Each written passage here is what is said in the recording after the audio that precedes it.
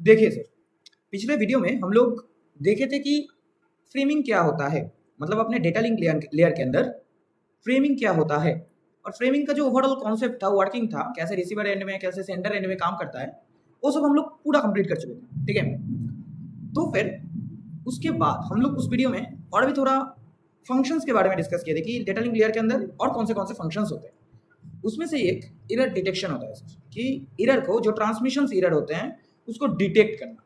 क्योंकि ऑब्वियसली हम लोग जो इतना रिलायबिलिटी की बात करते हैं, इतना सिक्योरिटी की बात करते हैं, ठीक है, तो इन सब को पॉसिबल करने के लिए क्या मैकेनिज्म हम लोग को यूज करना पड़ता है? यही सारे मैकेनिज्म सर। एरर डिटेक्शन करना पड़ता है, एरर करेक्शन करना पड़ता है। फर्स्ट हम लोग के पास एरर डिटेक्शन आता है, क्योंकि एरर अगर डिटेक्ट नहीं करेंगे तो करेक्ट कहाँ करेंगे? ठीक है, तो फिर देखिए, error detection data link layer में कैसे होता है और किस लिए होता है। ठीक है, basically error detection ensures that the data received is free from transmission errors. मतलब हम लोग जो रिसीवर एंड में डेटा को रिसीव कर रहे होंगे, वो डेटा ट्रांसमिशन एरर फ्री होना चाहिए।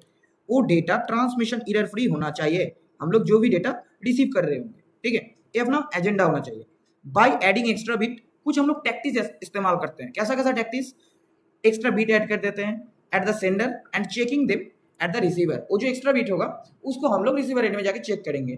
ठीक है, ऐसे ही करके एरर डिटेक्ट होता है। एक जनरल वे में अगर हम लोग डेफिनेशन की जानने की कोशिश करें तो फिर यही होता है सर उसका डेफिनेशन, कि हम लोगों को एरर डिटेक्ट करना है। कैसे करके डिटेक्ट करना है कि और क्यों करना है? कि एरर डिटेक्शन इंश्योर करता है कि जो हम लोग रिसीवर एंड में जो भी डेटा भेज रहे हैं, ठीक है, रिसीवर एंड में हम लोग जो भी डेटा भेज रहे हैं, वो डेटा ट्रांसफॉर्मेशन एरर ट्रांसमिशन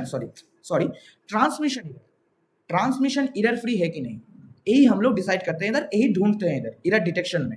अब देखिए, एरर डिटेक्शन में हम लोग बहुत सारे मेथड्स, मतलब टैक्टिक्स का इस्तेमाल करते हैं, टेक्निक्स का इस्तेमाल करते हैं। ठीक है, वही सारे धीरे धीरे हम लोग आगे जाने वाले वीडियो में डिटेल देखेंगे।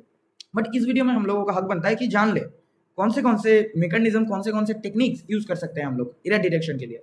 बेसिकली देखिए, एक चीज आपको क्लियर करते हैं, जब एरर डिटेक्शन का बात आएगा आपको सोचना पड़ेगा, मतलब एरर डिटेक्शन नहीं सर, जब हम लोगों को डेटा ट्रांसफर करने की बात चली आएगी तब हम लोगों को यही एज्यूम करना है, मतलब यही पकड़ के लेना है, और एक्चुअली यही होता है। हम लोग उधर बाइनरी स्ट्रिंग को लेके खेलेंगे, बाइनरी बिट्स को लेके खेलेंगे। ठीक है, तो इसमें बिट मैनिपुलेशन सबसे वाइटल और मोस्टली यूज करने वाला डीएसए वाला मेथड्स होता है। ठीक है, बिट मैनिपुलेशन मोस्टली यूज होता है इधर, कोई भी प्रकार के बिट मैनिपुलेशन।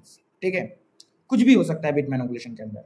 तो इन सब बिट मैनिपुलेशंस के हेल्प से, या हम लोग बाइनरी बिट को लेके जैसे हैंडल करते हैं, इन सब के हेल्प से एरर डिटेक्ट होता है, एरर डिटेक्शन का मैकेनिज्म पूरा चलता है। तो फिर आप लोगों को बाइनरी कन्वर्शंस, बाइनरी डिटेक्शंस और बाइनरी का जो भी फंडामेंटल्स है वो आपको क्लियर रहना चाहिए। ठीक है, वो आपको क्लियर रहना चाहिए। और जैसे करके कि हम लोग बोले कि इधर बिट वाइज ऑपरेशंस होते हैं, मतलब बिट बाय बिट, क्योंकि डेटा जब ट्रांसफर होता है बिट बाय बिट ट्रांसफर होता है। ठीक है, तो फिर इसीलिए हम लोगों को बाइनरी ऑपरेशंस आनी चाहिए, देन बिट मैनिपुलेशन आनी चाहिए। ठीक है, यही बात है और कुछ नहीं।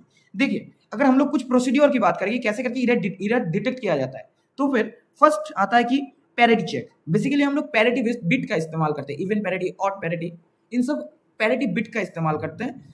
जैसे करके उस बिट को हम लोग आगे जाके रिसीवर एंड में चेक भी करवाते हैं, और हम लोग ऐसे ही डिसाइड करते हैं कि हम लोगों का जो रिसीवर एंड में डेटा पहुंचा है वो एरर फ्री है कि नहीं, ऐसे ही करके, और कुछ।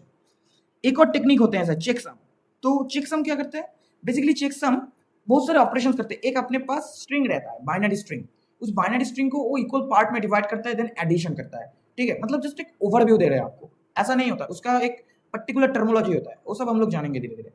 तो उसको कन्वर्ट किया जाता है, मतलब उसको एडिशन किया जाता है, उसके साथ एंड ऑपरेशन किया जाता है। करने के बाद उसका जो फर्स्ट जो रिजल्ट आता है, ठीक है, जो अपने पास जो रिजल्ट आएगा, उस रिजल्ट को लेकर हम लोग क्या करेंगे कि उसका जो कैरी आएगा, उस रिजल्ट का कैरी आता है, उस कैरी को हम लोग उसके साथ ऐड करेंगे। ठीक है, ऐड करने के बाद वो जो रिजल्ट आएगा उसका फर्स्ट कॉम्प्लीमेंट निकाल के उसके साथ फिर से ऐड करेंगे। ऐसा ही कुछ मैकेनिज्म चलता है। जैसे करके हम लोगों को एक चेकसम मिल जाएगा। ठीक है, एक चेकसम मिल जाएगा। यही चेकसम आफ्टर ऑल आगे जाके क्या होगा कि रिसीवर एंड में जाके हम लोग कंपैरिजन के टाइम हेल्प करेंगे उधर। तब हम देखेंगे कि 1 कितने आ रहे हैं। अगर सब में 1 आ रहे हैं तो फिर हम लोग बोलेंगे कि डिसाइड कर पाएंगे कि नो एरर्स।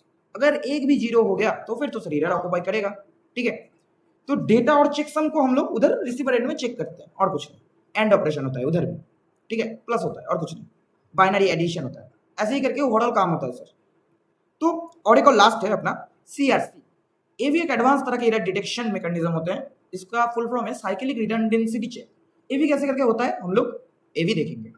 तो आज का ये वीडियो का यही टॉपिक था कि हम लोगों को थोड़ा जानना है कि एक और फंक्शन के बारे में, एरर डिटेक्शन क्या होता है, ठीक है।